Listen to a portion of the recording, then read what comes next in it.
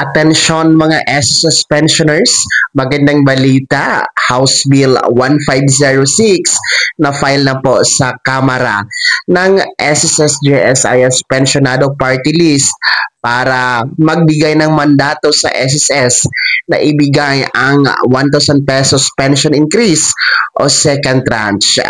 Ito po ay sa pangunguna ni Representative Rolando Ledesma Makasait ng SSS GSIS Pensionado Party List. Kung ito po ay lulusot sa Kamara, ay dadako ito sa Senado at ito po ay dadako kay Pangulong Bongbong Marcos para maibigay na ang 1,000 piso na pension increase para sa inyong mga SSS pensioners. Kaya sana matuloy po ito, magtuloy-tuloy po ang magandang development dito sa second tranche 1,000 pesos pension increase ng mga SSS pensioners.